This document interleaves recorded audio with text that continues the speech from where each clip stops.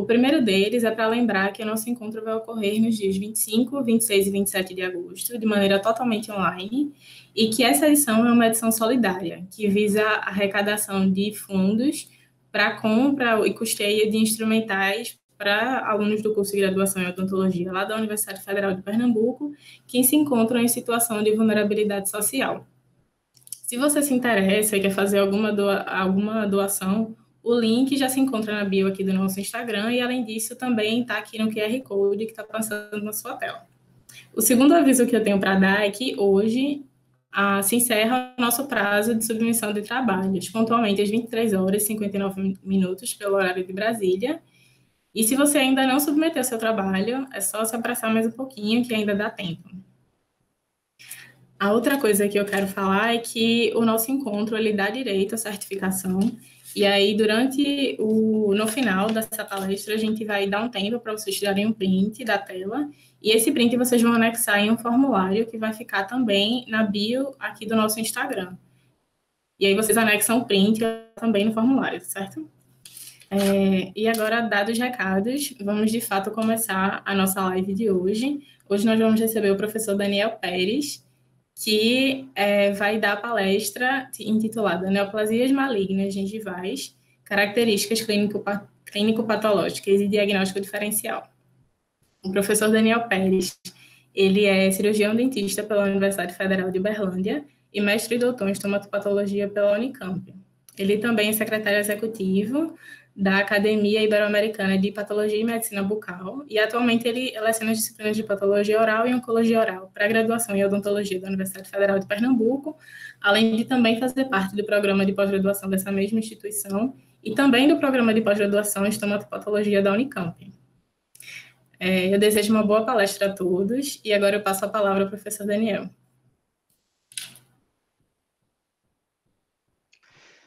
Bom, obrigado, Ellen, pela apresentação.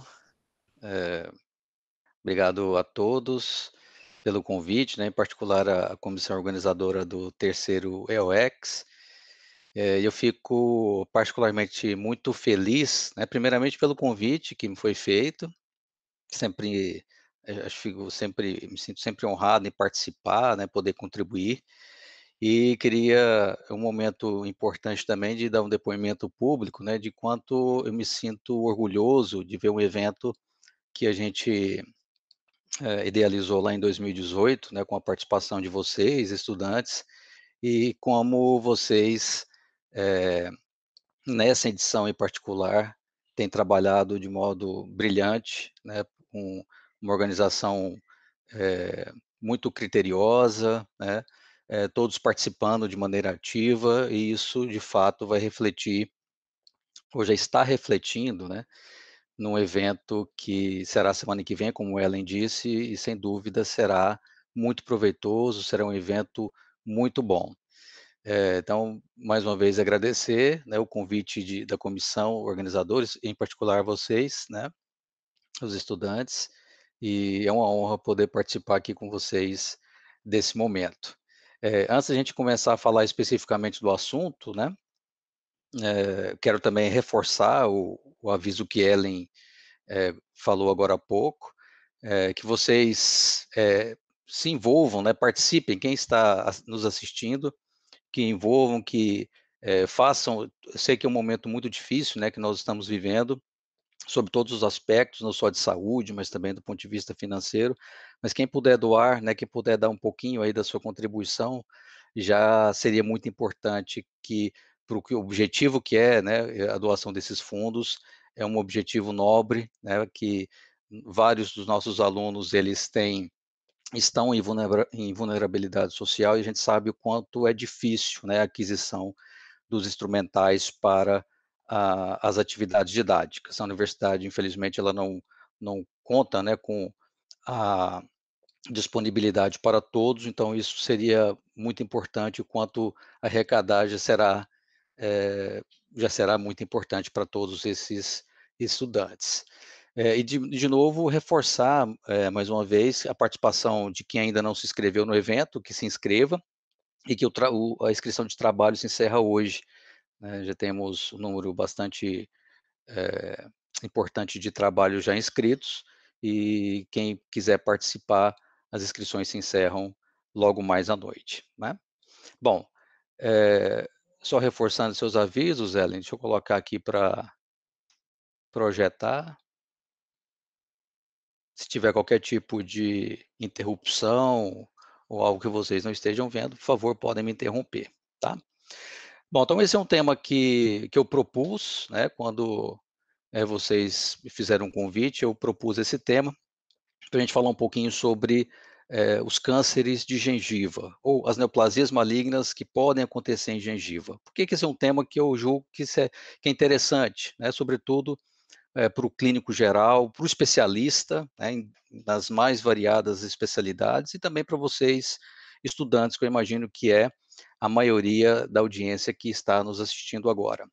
Então, quando a gente pensa em gengiva, a primeira coisa, quando a gente pensa em doenças gengivais, a primeira coisa que nos vem à mente são aquelas doenças causadas pelo acúmulo de biofilme, gengivite, periodontite e aquelas lesões inflamatórias, né, reativo-inflamatórias, que acontecem na gengiva como resposta ao acúmulo de biofilme no local, ou algum fator irritante, né, sobretudo o granuloma piogênico, a lesão periférica de células gigantes e o fibroma ossificante periférico.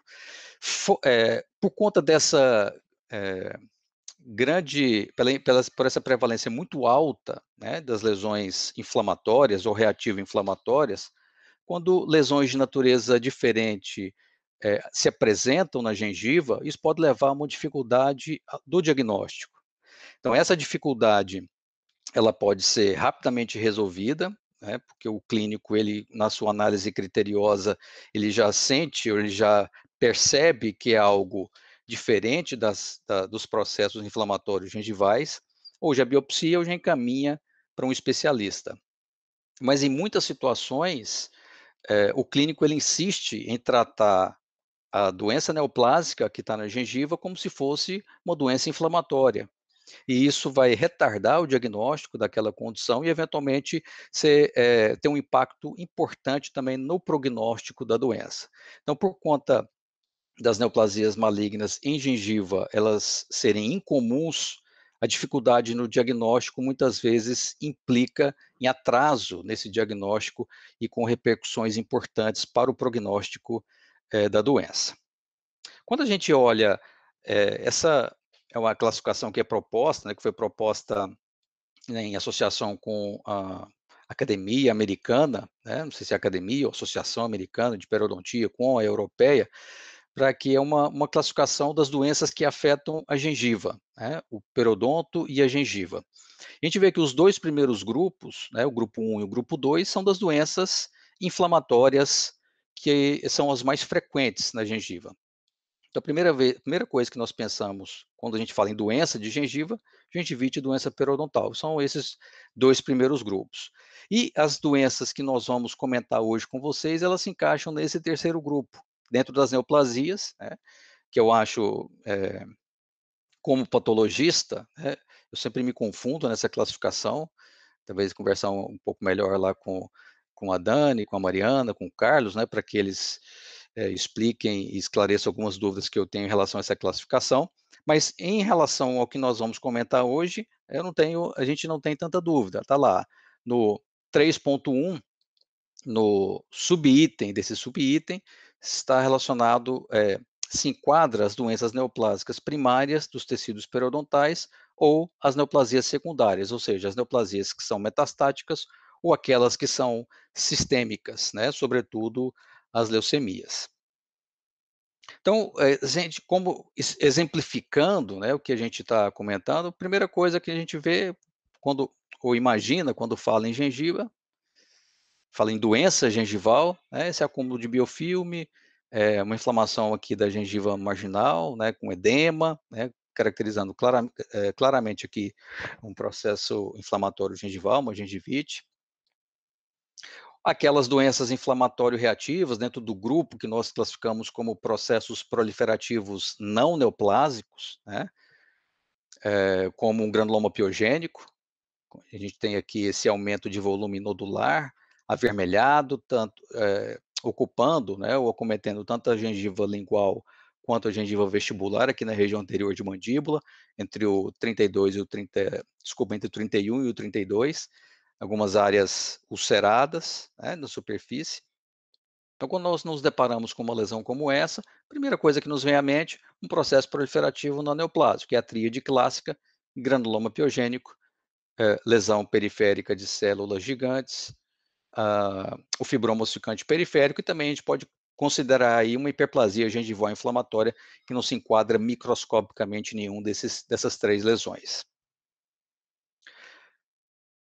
E é isso, e os dados da literatura só confirmam essa experiência clínica que nós temos. Então, esse é um estudo que foi publicado em 2018, na BMC Oral Health, que mostra aqui que 76% das lesões gengivais ou das lesões que foram biopsiadas em gengiva representavam lesões reativas ou inflamatórias, que é esse grupo que nós acabamos de comentar, né? Granuloma piogênico, lesão periférica de células gigantes e todas essas lesões que fazem parte dessa natureza.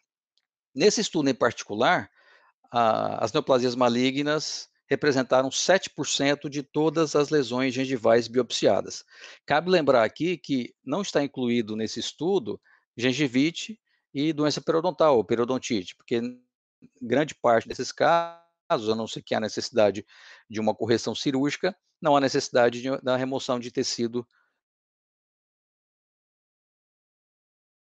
Esse é um outro estudo que ainda não está publicado, aqui é uma série de casos que nós fizemos em conjunto com a área de patologia oral da Universidade Federal do Rio de Janeiro, e que a gente mostra, de novo, corroborando confirmando aquele estudo que nós comentamos agora, 83% das lesões gengivais biopsiadas eram de origem inflamatória, e as neoplasias malignas, em particular, representaram 4,2%, né, que em números absolutos, 63 casos. É um número que, quando a gente pega na proporção, é um número baixo, mas não é raro. A gente pode dizer que é incomum, mas que não é raro. Isso significa que qualquer um de nós, na prática clínica, podemos nos deparar com uma lesão com câncer na gengiva, como neoplasia maligna na gengiva, e nós devemos estar preparados para reconhecer quais são os sinais de alerta e a gente tomar as atitudes clínicas o mais rápido possível.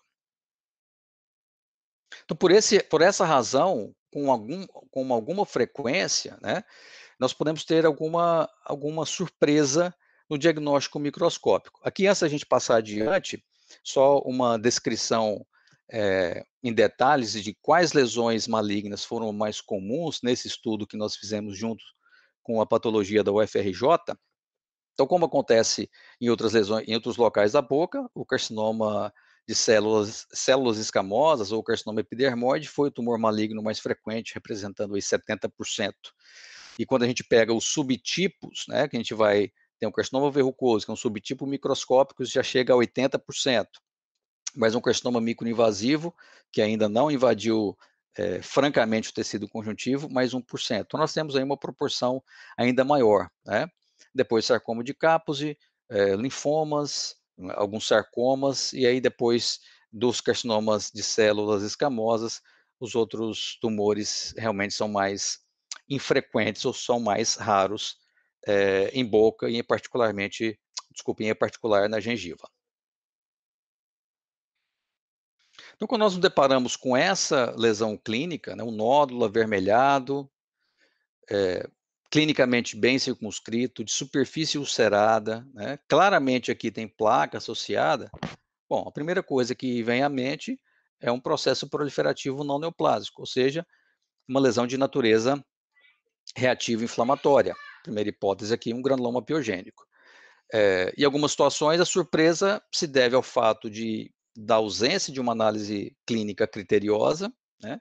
Em outras, porque, de fato, as lesões malignas podem mimetizar lesões de natureza inflamatória. Então, por essa razão, em algumas situações, né, mesmo quando a gente faz uma análise criteriosa e colocamos as hipóteses mais coerentes, quando o patologista recebe o espécime, faz análise microscópica e emite o laudo, você está esperando o laudo de uma doença inflamatória, né, de uma lesão reativa, você de repente recebe um laudo de um rabdomiosarcoma. A surpresa, né, é automática. Você nunca imaginaria, né, uma lesão maligna se apresentar com aquela característica. Na grande maioria das vezes, clinicamente ela já mostra alguma característica invasiva, alguma característica diferente do que a gente vê usualmente nas lesões inflamatórias, mas em outras realmente mimetiza de uma maneira muito parecida com o que se apresenta clinicamente os processos proliferativos não neoplásicos, né? Bom, e aí, ao longo da nossa conversa, eu vou ilustrar com alguns casos e mostrar para vocês como a dificuldade que o clínico pode se deparar, e isso vai refletir no atraso no diagnóstico. Então, em alguns casos que eu vou mostrar para vocês, vocês vão ver que o diagnóstico inicial não foi de uma neoplasia maligna, e foi sim de uma lesão inflamatória gengival. Por isso, né, a importância da gente não só fazer o exame clínico criterioso, mas estar atento a qualquer eh, comportamento diferente do que a gente espera, né, quando a gente está atendendo o paciente pensando numa doença inflamatória, quando de fato estamos de frente a uma neoplasia maligna.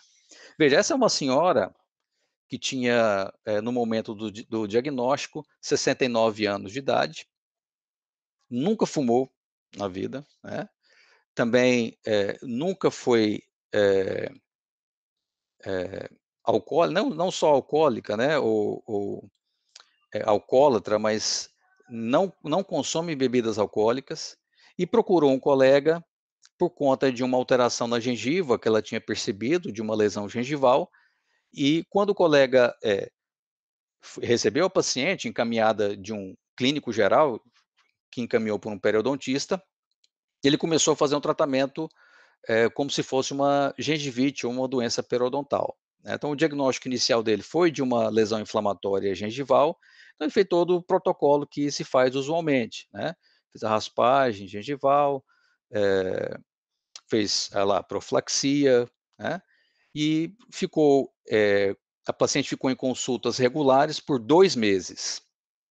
Como a lesão não regredia, o quadro clínico não regredia, né, aliás, ao contrário, né, havia uma progressão do quadro, ele encaminhou então para que, a gente fizesse a avaliação e o diagnóstico. Então a gente pode ver aqui na clínica, que aqui na região do dente 11, que há uma depressão, porque de fato se tinha aqui uma área ulcerada, né, com o fundo, algumas vezes se apresentava esbranquiçado, outras vezes mesmo era avermelhado, com alguma área formando uma membrana fibrino purulenta de coloração amarelada.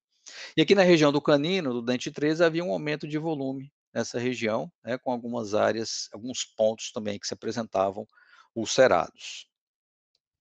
Quando a gente vê a imagem oclusal, nós vimos que havia não só um aumento de volume aqui por palatina, mas também uma alteração de contorno dessa gengiva e também uma alteração da superfície gengival, com uma característica muito semelhante com que a gente via por vestibular, né. Então, nesse caso, nós tínhamos uma lesão ulcerada, com áreas branco avermelhadas e que não tinha tendência a o reparo, não tinha tendência à involução ou cicatrização, né. A conduta, nesse caso, não se deve nem acompanhar mais, não se pode perder mais tempo, a conduta é uma biópsia incisional. Feita a biópsia, não vou entrar em detalhes das características microscópicas, mas é importante para a gente documentar. Feita a biópsia, a análise microscópica mostrou, né, essa proliferação importante de células escamosas, ou seja, aquelas células que têm capacidade de formar queratina, células que se apresentavam com características pleomórficas, e a formação de um processo que é comum, né, no carcinoma de células escamosas, que é a disqueratose, resultando em pérolas de queratina. O diagnóstico, então, foi de um carcinoma de células escamosas ou carcinoma epidermoide. Então veja que a senhora estava tratando por uma suposta doença periodontal e, de fato, era um carcinoma de células escamosas.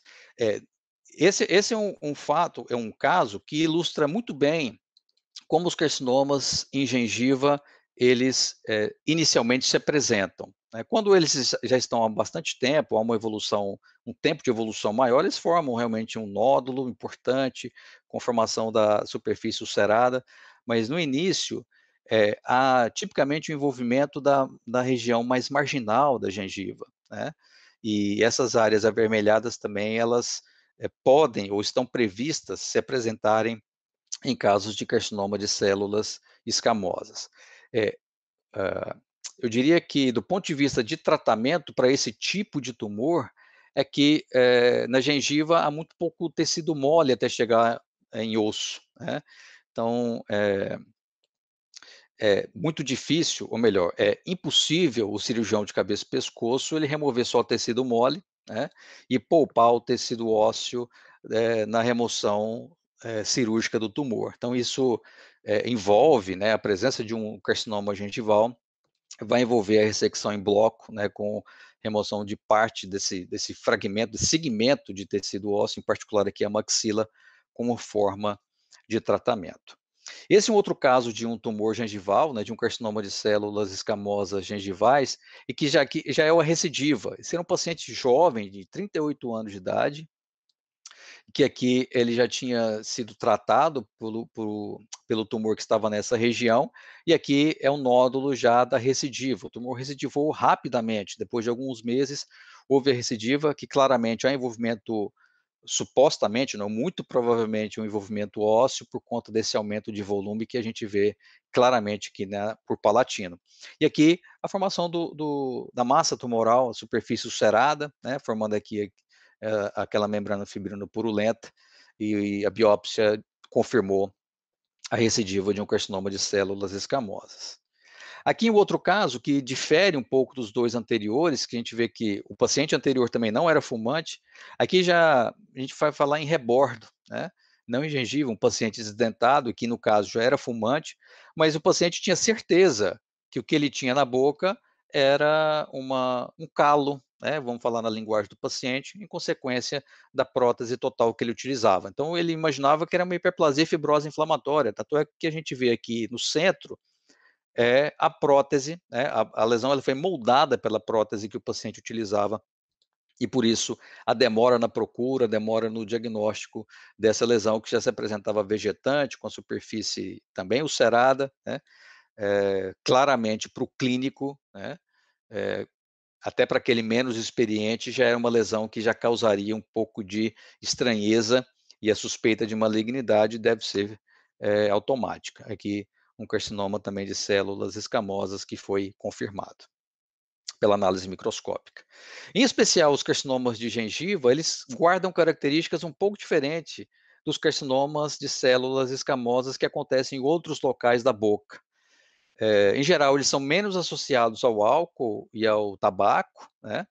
Representam aí cerca de 10% ou menos de todos os casos de carcinoma de células escamosas de boca, e é importante que a gente fique atento a essas alterações ou essas características clínicas, que usualmente já estão associadas a um carcinoma de boca de outros locais, né, que é a presença de úlcera, de um aumento de volume no local, e também da presença de mobilidade dentária, aparentemente, ou ser uma causa inflamatória aparente. Então é muito importante que nós, estejamos atentos a essas alterações para que a gente já suspeite e faça o diagnóstico o quanto antes. Eh, e algumas teorias, né, mais recentemente têm avançado de uma maneira mais rápida, né, a essas hipóteses, ou melhor, para tentar entender melhor e confirmar as hipóteses, se de fato, muitos desses carcinomas de gengiva, eles têm algum impacto ou têm alguma, resultado de uma disbiose, ou seja, de um desequilíbrio da microbiota bucal, especificamente periodontal, né, e se isso predispõe o paciente a apresentar carcinomas, de células escamosas na gengiva. Então isso, de um tempo para cá, de alguns anos para cá, alguns grupos passaram a estudar de uma maneira mais, intensa esse assunto, porque vários estudos epidemiológicos vêm correlacionando presença de doença periodontal a um aumento do fator de risco, ou desculpa, como um fator de risco para o carcinoma de células escamosas de boca, né. Então, antigamente, final da década de 90, início de 2000, os estudos epidemiológicos correlacionavam uma higiene bucal ruim como fator de risco para o carcinoma de células escamosas, mas não sabia exatamente o que de fato, né, essa higiene bucal ruim contribuiria, qual é a razão dela contribuir para um risco maior de desenvolvimento de um carcinoma em boca, né. E aí essa associação com doença periodontal de uns 10 anos para cá, isso impulsionou esses grupos para que estudasse um pouco mais essa relação entre a microbiota de boca, né, o desequilíbrio da microbiota bucal, como um fator de risco para o carcinoma de boca, em especial os carcinomas de gengiva. O que se tem hoje, né, uns estudos de epigenética que mostram ou que evidenciam alguma informação importante, mas mais do que isso, é que muitos desses estudos encontram patógenos que são, bactérias que são tradicionalmente relacionadas ao desenvolvimento, né, de doença periodontal no tecido de carcinoma, a ponto que, vendo a análise em outros locais da boca, como superfície da língua, na saliva, a microbiota que se apresenta no local não tem, é uma microbiota que não está envolvida, né, não são micro-organismos patogênicos, como aqueles que são encontrados em tecidos do carcinoma de células escamosas. Mas, assim, nós estamos num nível ou num momento em que há necessidade de muitos outros estudos para que essas hipóteses, de fato, se confirmem. Mas, eu particularmente acho que é uma hipótese, bem coerente, e que, de fato, nós teremos algumas explicações um pouco mais consistentes, no futuro.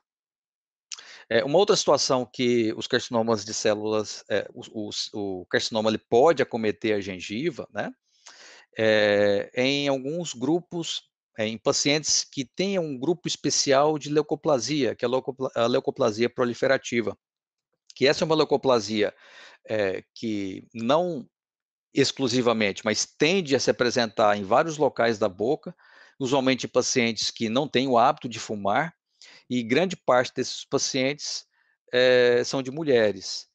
E e esse é um estudo que foi publicado no Journal of Periodontology em 2019, um estudo interessante, comparando pacientes com a leucoplasia proliferativa que desenvolveram carcinoma de gengiva e pacientes com leucoplasia proliferativa que não desenvolveram carcinoma de gengiva.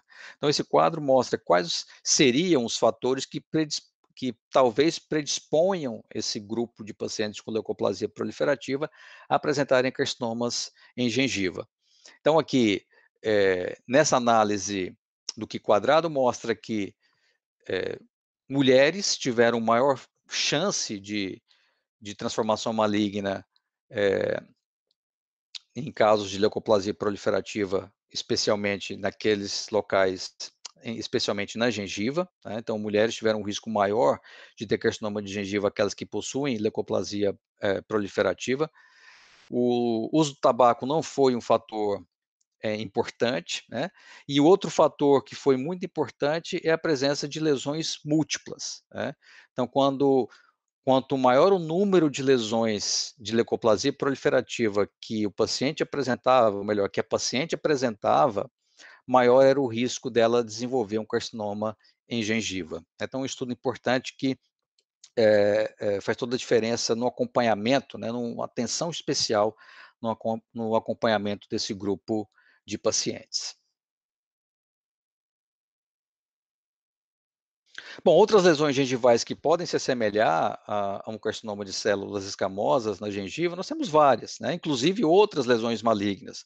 Mas eu queria chamar a atenção para uma lesão que não é neoplásica, né, uma lesão infecciosa, até agradecer ao Dr. Divaldo aqui pela cortesia de ceder esse caso, que a gente fez uma série de casos, que nesse caso em especial de uma paracoccidioidomicose, que é uma infecção fúngica profunda que é endêmica na região sudeste e na região centro-oeste, mas aqui no nordeste ela não é comum. Não quer dizer que é rara, ela não é comum, mas pode se apresentar. Nós aqui no laboratório temos 6 casos de paracoccidioidomicose que já foram diagnosticados. E como aqui é incomum, a avaliação clínica usualmente leva ao clínico a suspeita de um carcinoma, né? Como a gente vê aqui, esse envolvimento gengival, uma úlcera, né, e a paracoco, ela classicamente, ela se apresenta com esses pontos hemorrágicos de fundo, né, que dá um aspecto moriforme. Aqui uma área também, é uma úlcera, né, com necrose nessa região de papila.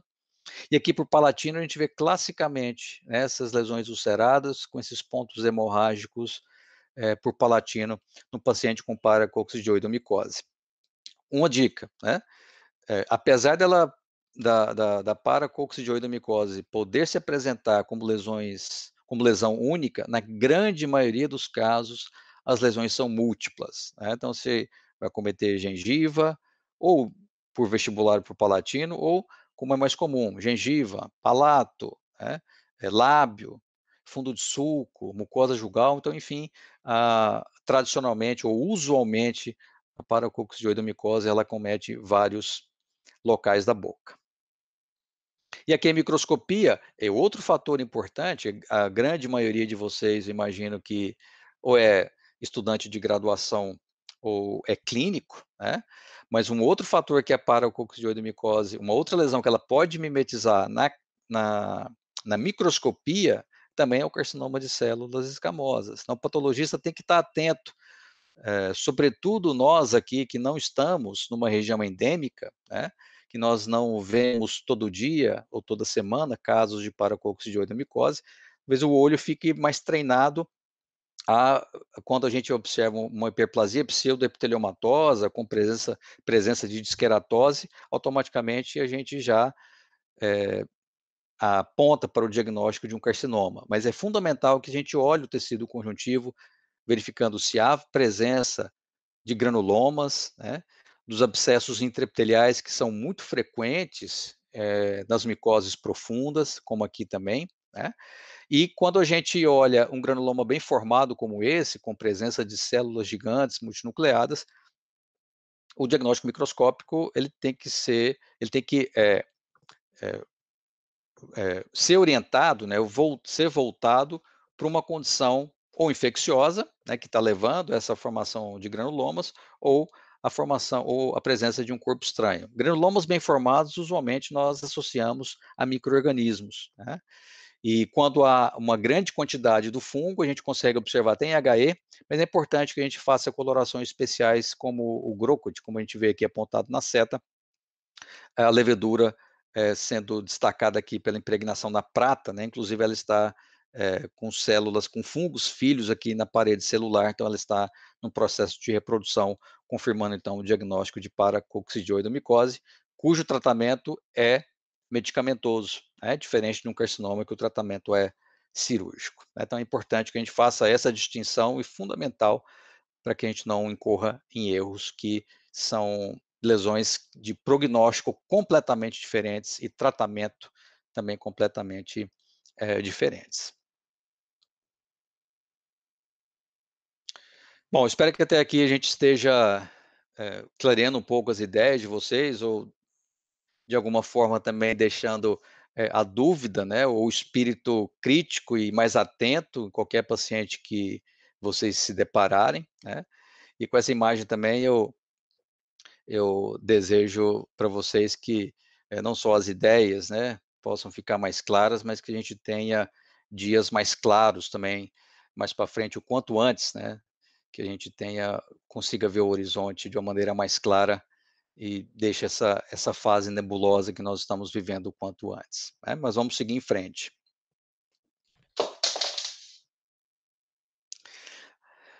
Bom, daqui para frente eu vou iniciar com um caso, né, fazendo o raciocínio do diagnóstico e depois nós, concluímos falando um pouco da doença e chamando a atenção, né, como ela pode se apresentar. Antes de falar dos dados do caso, eu queria agradecer aqui, o professor Márcio Lopes, da FOP Unicamp, que me convidou a participar desse caso, né, que eu apresentei num evento da EAOP, em Istambul, em 2014, inclusive que esse caso está até publicado no Trioro, e queria agradecer ele pela disponibilidade do caso, pelo convite para eu participar, e eu vou compartilhar com vocês, que eu acho um caso que, que tem um fundo educativo importante, né, e que, de novo, pela raridade de apresentação, né, por ser incomum a presença de lesões não inflamatórias na gengiva, houve também um diagnóstico inicial equivocado, né, como aconteceu naquele primeiro caso que nós mostramos. Então, era um homem de 34 anos, que chegou para a clínica de diagnóstico já com essa queixa, né, de um aumento de volume, levemente dolorido na gengiva superior direita, com 2 meses de evolução. Nesse momento, a história médica não tinha absolutamente nada digno de nota. Pegando a história da doença atual, né, o paciente ele estava em tratamento odontológico com um colega, que realizou o tratamento periodontal, endodôntico e, por fim, acabou fazendo a exodontia do dente 17, porque houve uma progressão constante, uma progressão da mobilidade desse dente, e que ele, naquele momento, julgou ser de origem inflamatória, ou seja, ser uma periodontite que ele não conseguiu reverter, e por isso, então, ele fez a exodontia. Só que no pós-operatório, não havia sinais de cicatrização, não havia sinais de reparo no local. E depois de 17 dias sem a evidência de reparo pós-cirúrgico, o paciente então foi encaminhado para avaliação e diagnóstico. Então eu vou colocar a data para vocês verem exatamente a evolução do caso. Em 16 de maio, essa foto frontal, que a princípio não mostra absolutamente nenhuma alteração, né, e a área de interesse exatamente aqui na gengiva superior direita. Então, o que a gente via que o aspecto, quando a gente relata a história, quando a gente olha a clínica, bom, é completamente diferente, né? Quando se tem no encaminhamento dizendo que não há o reparo, você imagina que é o alvéolo aberto, né, com alguma reação inflamatória, mas não com esse aspecto, né, uma área ulcerada, aqui um aumento de volume, né, de consistência mais firme, passando aqui para essa região de papila interdental na palatina, entre o 16 e o 15, também um aumento de volume aqui na papila por vestibular do dente 16, e aqui da mesma forma na área que foi feita a exodontia. Então nós tínhamos aqui um aumento de volume, né, avermelhado predominantemente, mas com uma área ulcerada e dando essa margem elevada, né, e que mostra clinicamente que possivelmente há um sinal de infiltração tecidual. Uma vista mais aproximada, a gente vê os detalhes do que a gente já descreveu na imagem anterior. Então foi feita a biópsia e as hipóteses de diagnóstico foi de um carcinoma de células escamosas ou de um linfoma, né, por todas essas características que nós comentamos, ou seja, há aquele aumento da borda da lesão que possivelmente indicava uma infiltração. E aqui a gente não tinha mais o que esperar, né? Então isso é uma questão muito importante para o clínico. Em algumas situações, o acompanhamento por alguns dias é importante. Quando eu vejo algum processo inflamatório que esteja predominante, eu quero remover algum eventual trauma, algum eventual agente irritante para diminuir aquela inflamação e a lesão se apresentar com a sua característica mais real, mas nesse caso em particular não há necessidade de esperar absolutamente nada, né. Então, clinicamente estava claro que a biópsia estava indicada, que além dos processos neoplásicos que nós colocamos como hipótese, deve-se considerar também a possibilidade de uma doença infecciosa, sobretudo as micoses profundas. Então, na biópsia, a gente vê um mar azul aqui no tecido conjuntivo, né? Uma grande quantidade de células que se sobressai o núcleo, né? E aqui nós temos de permeio algumas células com citoplasma mais claro, que eram macrófagos.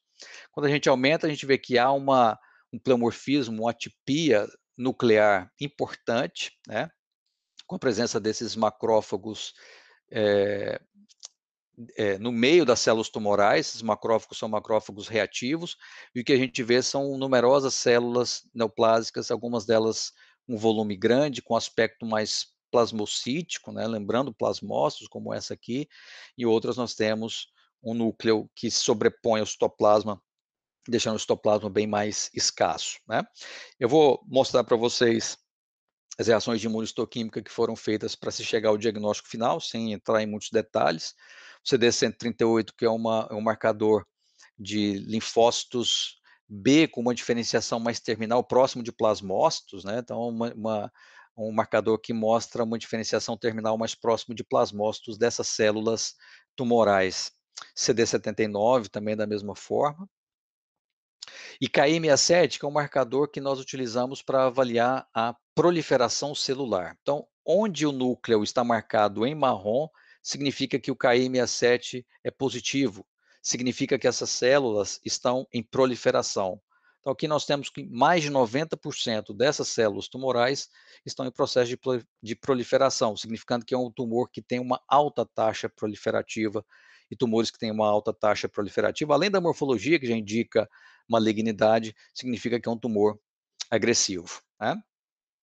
Aqui uma hibridização in situ para verificar se há presença do genoma do Epstein-Barr nas células, né? Então, o núcleo está marcado em mais forte, né? Uma coloração azulada, tendendo para o enegrecido, significa que essas células se apresentam positivas para o Weber, para o Epstein-Barr, mostrando que há um envolvimento desse vírus nessas células tumorais. E aqui o resumo do painel de imunohistoquímica chama a atenção do CD20, que é um marcador de linfócitos B, que se mostrou negativo, né?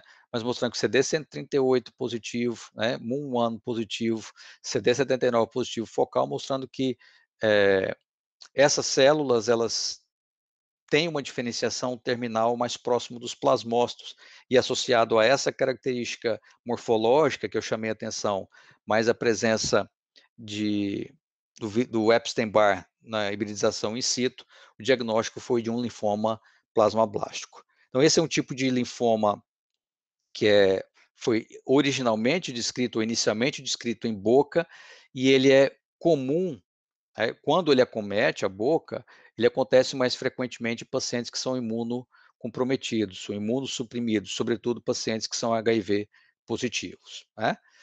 Quando o paciente retornou do pós-operatório da biópsia, 23 de maio de 2013, a gente via nessa imagem clínica que havia um crescimento do tumor, né? Havia um aumento de volume no local. Aqui, por palatino, a gente vê que a lesão crescia em direção à linha média, então o aspecto clínico era completamente diferente da lesão da semana anterior, então a lesão de fato cresceu, e isso está em acordo, né, com o que a gente via na microscopia, sobretudo na imunohistoquímica, mostrando uma alta taxa proliferativa no Ki67. Nesse momento, pelo diagnóstico, né, nesse momento do diagnóstico, o paciente, então, ele foi encaminhado para um oncohematologista, e também foram solicitados vários exames de imagem, exames sorológicos, sobretudo a sorologia para o HIV, porque, como eu disse, o linfoma plasmablástico ele está muito comumente associado a pacientes imunossuprimidos, sobretudo pacientes HIV positivos. Quando o paciente retornou com os exames de imagem, 7 de junho, né, essa tomografia no corte axial, janela para tecido duro, a gente vê que a lesão ela destruía ou tinha um envolvimento importante, era uma lesão hipodensa, né, e que tinha envolvimento importante aqui de seio maxilar do lado direito. Nesse corte coronal, a gente observava uma massa tumoral muito grande, né, que ocupava não só o seio maxilar do lado direito, mas também envolvia a fossa nasal, aqui também no mesmo lado, uma lesão muito grande que expunha, né, o que esse crescimento também era muito expressivo em boca. Desculpa, aqui que a janela pode ter sido duro, né, lá anterior a janela pode ter sido mole, aqui a janela pode ter sido duro, a gente vê a destruição do seio maxilar do lado direito, de praticamente todas as suas paredes, né, nesse corte em particular, mostrando a lesão realmente agressiva. Esse o PET-CT que foi solicitado também devido ao diagnóstico de um linfoma plasmablástico, como a gente vai ver, o envolvimento multicêntrico é um fator importante de prognóstico, né, mas o PET-CT mostrou que, havia aqui uma hipercaptação exatamente no local onde o tumor estava localizado e não havia outros sítios, não havia outros locais de envolvimento do tumor, né, aqui no cérebro e também na bexiga, são áreas que até de um controle, né, são áreas que, vai haver uma hipercaptação por haver uma uma grande quantidade de atividade celular, sobretudo no sistema nervoso central. Então aqui nós temos uma restrição do envolvimento, do tumor na região de boca. Quando o paciente retornou com esses exames, ele também trouxe a sorologia para o HIV que se mostrou positiva, então o paciente era HIV positivo e não tinha essa informação, né, foi feito o diagnóstico do HIV pela presença do linfoma plasmablástico, então nesse momento ele foi encaminhado a um infectologista, que de pronto já iniciou a terapia antirretroviral. Veja o envolvimento da lesão e a progressão, né, em 4 de julho, depois de um pouco mais de um mês da consulta inicial, a lesão se apresentou de uma maneira teve um crescimento monstruoso, né, que a gente já, eh, podia observar que ela estava crescendo rapidamente pelos exames de imagem, mas na clínica a gente vê um crescimento assustador, e que o dente 16 ele foi simplesmente, avulsionado, ele foi deslocado do seu alvéolo pelo crescimento do tumor. Então a gente vê, uma grande massa tumoral de uma superfície ulcerada, né, com a presença dessa formação, dessa membrana fibrino-purulenta, e mostrando claramente que o tumor é um tumor altamente agressivo, né. Com o início da terapia antirretroviral, o paciente estava numa condição sistêmica que ele não conseguia iniciar o tratamento por quimioterapia, né. Então, se iniciou a HAART, que é a terapia antirretroviral, para que, o número de CD4 voltasse a crescer, carga viral diminuísse, ele tivesse uma condição sistêmica, devolvesse uma condição sistêmica boa para que ele se iniciasse a quimioterapia, né. Com a HAART, vejam que interessante, possivelmente foi pela HAART, o tumor permaneceu estável por 2 meses, né. E aí ele iniciou a quimioterapia em setembro, né, quando 2 meses depois que ele iniciou a HAART, com diminuição do CD4, desculpa, com aumento do CD4, diminuição de carga viral, essas células inflamatórias certamente foram importantes também para conter a evolução do tumor. Com a quimioterapia, que em 3 de outubro, ele já tinha feito 2 ciclos de quimioterapia, o tumor teve uma regressão, espetacular, né. Então, clinicamente, a gente viu uma regressão, gigantesca do tumor, com algumas áreas ainda ulceradas nessa região. Há uma alteração anatômica, porque houve uma distribuição óssea importante, né, mas aqui um fundo avermelhado que aparentemente está em processo de reparo, né. E aqui, só lembrando, não houve nenhum procedimento cirúrgico, né, só com a quimioterapia mais a terapia antirretroviral. E em 3 de fevereiro, quando ele terminou os 6 ciclos de quimioterapia, nós tínhamos esse aspecto, uma área mais um discreto aumento de volume nesse local, firme, né, recoberto por uma mucosa de coloração rósea, mostrando que muito provavelmente que é um tecido cicatricial, e clinicamente não havia, eh presença de tumor, né. Aqui no outro ângulo, a gente vê a presença que esse mesmo aspecto, sem nenhuma evidência clínica de tumor, né, vou passar rapidamente que as imagens elas são de diferentes ângulos, mas mostrando as mesmas características. E o PET-CT dessa época, de 13 de fevereiro, quando ele retornou, mostrando que onde havia hipercaptação anteriormente ao tratamento, aqui não se tem mais nenhuma hipercaptação, mostrando que, de fato, clinicamente, o paciente não estava ou estava sem o tumor, né. É importante dizer que, o paciente, então, ele, se manteve ou se mantém ainda em acompanhamento clínico, e desde esse momento ele mantém o tratamento, a terapia antirretroviral, né, que ele tem que manter, rigorosamente em dia, e não há nenhuma evidência, não houve nenhuma evidência de recorrência do tumor, né. particularmente para o linfoma plasmablástico, isso não é a história que usualmente se apresenta, né. Como vocês viram, é um tumor altamente agressivo e, em geral, ele não responde bem ao tratamento e isso vai resultar numa sobrevida curta do paciente. Mas um fator importante nesse caso em particular foi a presença do tumor, restrita a um local só, né, em especial à boca, à gengiva, e depois teve todo o envolvimento de seio maxilar, de fossa nasal, mas se manteve restrito ao local que ele se iniciou, e a ótima resposta ao tratamento. Então esses são fatores prognósticos, muito importantes que indicam um bom prognóstico, né, dentro do prognóstico reservado que nós temos com esses pacientes. Então, em particular, a resposta foi muito boa, o paciente está bem, né, lembrando sempre que nem sempre nós, nós vamos nos deparar, né, com linfoma plasmablástico, se comportando ou tendo um desfecho como esse. É importante que grande parte dos linfomas plasmablásticos estão associados ao vírus Epstein-Barr. Outros linfomas gengivais, né, que, em tese, qualquer tipo de linfoma pode acontecer na gengiva, né, mas os mais comuns, além do plasmablástico, o linfoma de Burkitt, o linfoma de grandes células B, que é os mais comuns em boca, e o linfoma TNK, que é um tipo específico de linfoma, também altamente agressivo e que guarda uma predisposição a acometer pacientes de origem asiática ou de origem indígena. Esse é um fator importante do ponto de vista epidemiológico desse tumor. Essa paciente em particular tinha um linfoma TNK e vejam como ela evoluiu, né?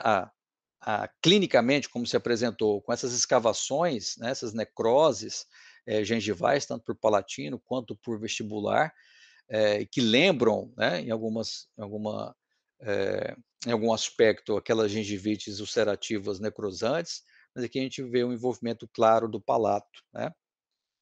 Aqui, nessa tomografia, nesse corte axial, a lesão hipodensa, né, envolvendo também o seio maxilar. O linfoma TNK, usualmente, ele acontece na linha média de palato, né, com envolvimento nasal, e aí com a perfuração, do palato tem a lesão em boca, né, e essa paciente em particular, infelizmente, acabou falecendo em decorrência, da lesão.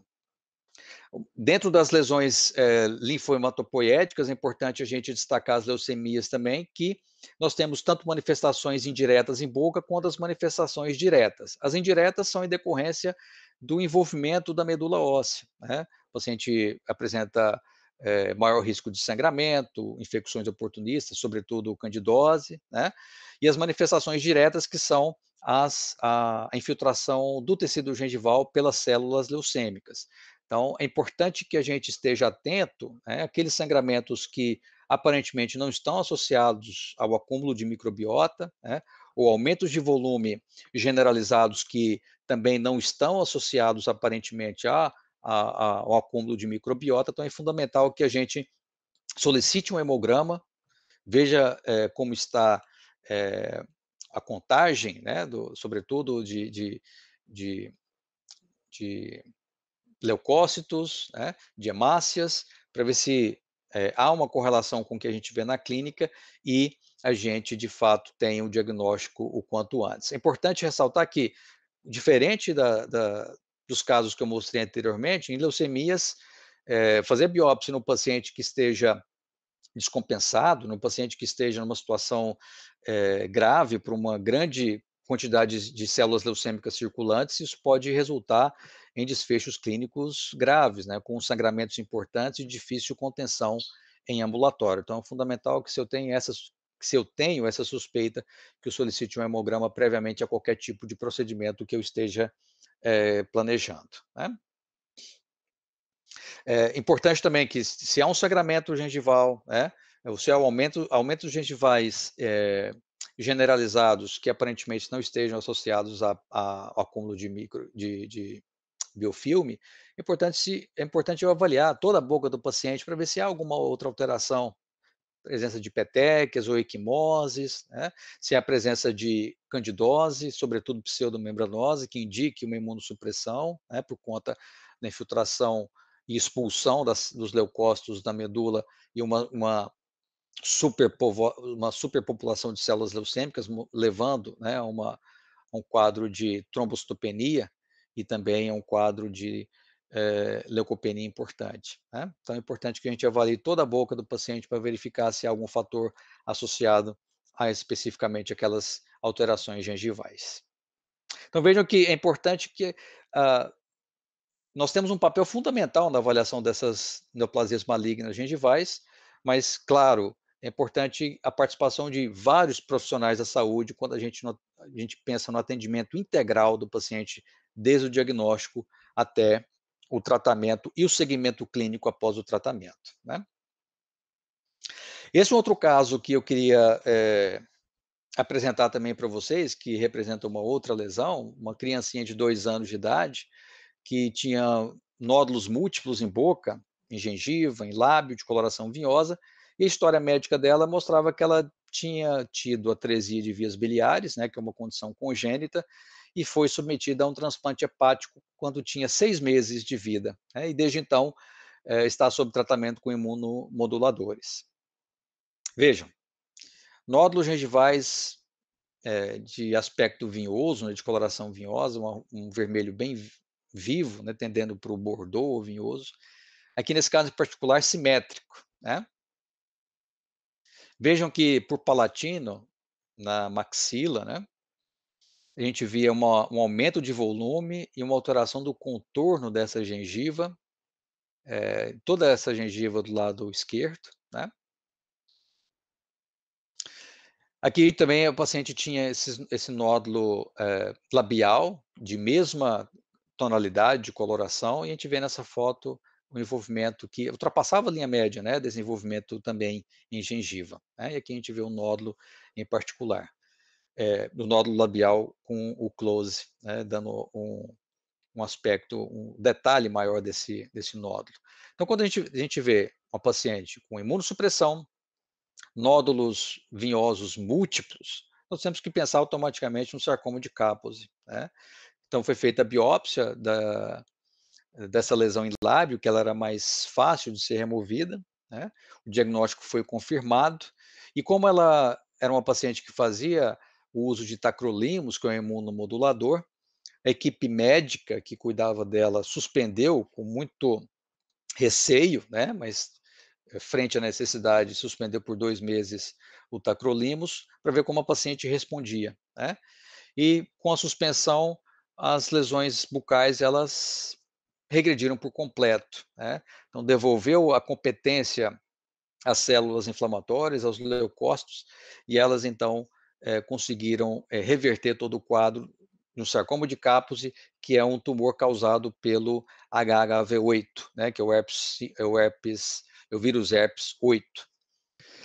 Então vamos recomeçar. Então, a paciente em questão, depois da suspensão do tacrolimus, houve a regressão completa de todas as lesões, essa do lábio que eu tinha mostrado, né? A devolução do contorno da gengiva, um aspecto de normalidade, e também aqueles nódulos gengivais regrediram por completo.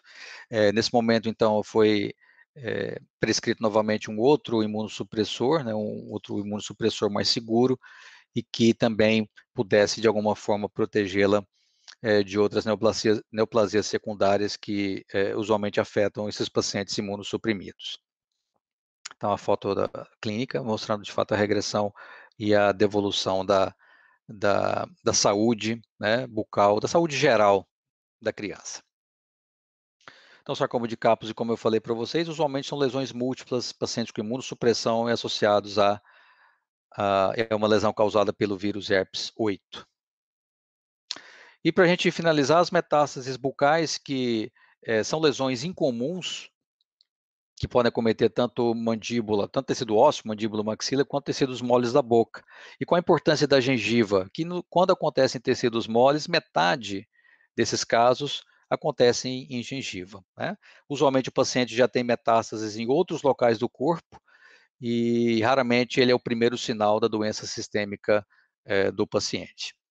Então, aquele caso que eu mostrei no início, né, de um nódulo avermelhado, ulcerado, que a grande maioria, se não todos os clínicos apontariam, sem nenhuma história médica, né, sem conhecer a história médica, apontariam um granuloma piogênico, né, de fato, era uma metástase gengival de um paciente com uma neoplasia maligna pulmonar. Já tinha-se a história médica, mas clinicamente a lesão se apresentou exatamente assim, né, com esse aspecto que mimetizava muito, né, um granuloma piogênico ou uma lesão inflamatória gengival. Então, microscopicamente não tinha absolutamente nada de uma lesão inflamatória, sim células muito pleomórficas, mitoses eram muito frequentes, aberrantes, era uma metástase de uma neoplasia maligna pulmonar. Esse outro caso de um paciente que tinha a história de um carcinoma renal, vejam que um aumento de volume gengival tanto por vestibular quanto por lingual, o dente se apresentava flutuante, clínica e radiograficamente se confirmou, vejam que não havia nenhum suporte, uma destruição óssea muito extensa causada pela lesão, e aqui uma diminuição importante da cortical, da basal da mandíbula, e que aparentemente, radiograficamente, nós tínhamos a presença de uma fratura nesse local. Confirmou, então, de uma metástase de um carcinoma renal. Esse outro caso, a paciente tinha um tumor neuroectodérmico primitivo, de seio maxilar, depois metastatizou para pulmão 8 anos depois de 4 anos, ela se apresentou com essa lesão que recobria parcialmente a coroa do dente 47, que já estava erupcionado, e mimetizava aqui uma pericoronarite, né? A diferença é que, além da dor que ela relatava, a área estava totalmente necrótica, principalmente essa que estava em contato com a coroa do dente, né?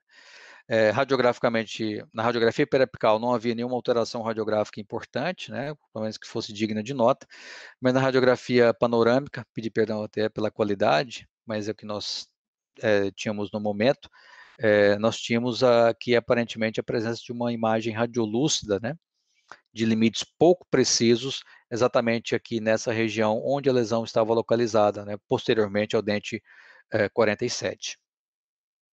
Foi feita a biópsia daquela lesão em boca, o que nós tínhamos era a presença dessas células com núcleo bem corado pela hematoxilina, citoplasma escasso, e que na imunistoquímica foi positivo para a vimentina e para marcadores neuroendócrinos, como o CD99, confirmando então a metástase de um tumor neuroectodérmico primitivo.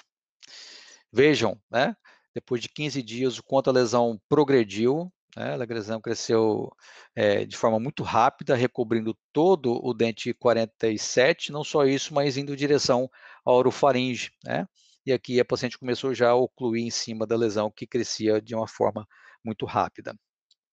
A tomografia computadorizada, nessas janelas para tecido mole, a gente via a presença dessa imagem hipodensa e que, de fato, ela crescia ou se desenvolvia em direção à orofaringe, né? E depois de quase um mês da biópsia, um pouquinho antes, a lesão ela se apresentava com uma extensão bastante importante, né? Já atrapalhando a fonação, a alimentação da paciente. E aí, então, nesse momento, a equipe médica prescreveu radioterapia em baixas doses, né, para ela funcionar como controle da dor, também da hemorragia que ela tinha com frequência.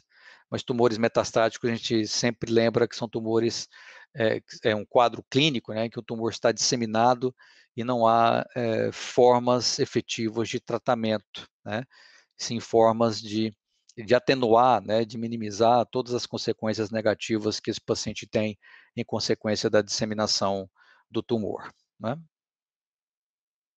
Então, pessoal, em resumo, o que eu queria passar a mensagem para vocês é que estar sempre com o alerta ligado, né? Que nódulos e úlceras gengivais, elas podem representar neoplasias malignas, né? Não uma doença inflamatória como comumente ou como usualmente a gengiva é afetada, né? Então, a gente sempre está com esse alerta em mente e nunca subestimem o aspecto clínico de uma lesão, né? Embora se eu vejo um nódulo avermelhado, ulcerado, na gengiva, embora 99% em 99% dos casos, vai se confirmar uma lesão reativa inflamatória na microscopia, eu tenho que biopsiar, tenho que encaminhar para análise microscópica e tenho que receber o laudo do patologista para eu ter certeza de qual lesão eu de fato fiz a biópsia, né? Então, nunca subestime o aspecto clínico da lesão, porque as neoplasias malignas, elas podem mimetizar lesões benignas, né, ou lesões inflamatórias. Então, elas podem se apresentar clinicamente com aspecto bonzinho, né, e nessa avaliação que eventualmente pode ser não tão criteriosa, pode incorrer em atrasos no diagnóstico, né, e, sobretudo, resultar em impactos importantes no prognóstico. Então, o exame clínico e radiográfico são essenciais e deve ser feito de uma maneira criteriosa nessas lesões gengivais, e a biópsia ela é mandatória para a grande maioria dos casos, né? Todos esses que eu mostrei para vocês, a biópsia ela foi mandatória, ela foi obrigatória, e a análise microscópica ela faz parte do diagnóstico definitivo da doença. Com exceção do que eu mencionei, no caso das leucemias, que em alguns casos a biópsia ela pode não estar indicada, que a análise do hemograma pode suspeitar, né, e depois a biópsia da medula e outros exames complementares podem fechar o diagnóstico de uma leucemia. Mas em todos esses, ou pelo menos na maioria que eu mostrei, na maioria dos casos, em todos que eu mostrei, a biópsia ela é essencial, ela é obrigatória, né? E em caso de dúvida, né, gente, quando a gente está avaliando o paciente, eu tive uma avaliação inicial, fiz um plano de tratamento e esse plano de tratamento não surtiu efeito, não houve a resposta que eu esperava, encaminhe, se eu não tenho condições de continuar com o paciente, eu estou em dúvida, encaminhe ele o quanto antes, né? Bom, então é isso, eu queria agradecer mais uma vez o convite de vocês, desculpe aí pela questão técnica, né, do tempo, e agradecer as pessoas que trabalham diretamente conosco, a professora Elaine, a professora Jurema, na equipe de patologia, a professora Andréa, professora Flávia, Maria Luísa, professora Eduarda, que estão conosco, e a gente tem trabalhado juntos, uma equipe que tem trabalhado e rendido frutos muito, muito bons, né, e sem o trabalho em equipe, de fato, a gente não consegue chegar às metas, aos objetivos que a gente traça, né? Então, quando a gente trabalha em conjunto, como a gente trabalha, como nós trabalhamos em equipe, nós nos tornamos mais fortes, e eu tenho muito orgulho de participar dessa equipe, com todas essas professoras incríveis que eu acabei de mencionar. Então, muito obrigado a todos, eu me coloco à disposição se houver algum tipo de dúvida, de comentário, para que a gente possa discutir nesse momento. Obrigado. Nós que agradecemos, professor Daniel, a palestra foi excelente, eu tenho certeza que todo mundo adorou. E por enquanto que a gente espera que se alguém envia alguma dúvida ou algo do tipo, vamos fazer uma pose para o pessoal tirar o print para colocar no formulário do certificado.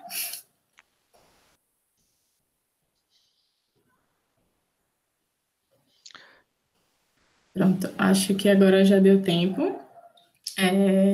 E aí, ainda esperando as dúvidas, eu vou dar só mais uns 2 recadinhos. O primeiro em relação às atividades paralelas que vão acontecer durante o nosso ELEX dessa edição.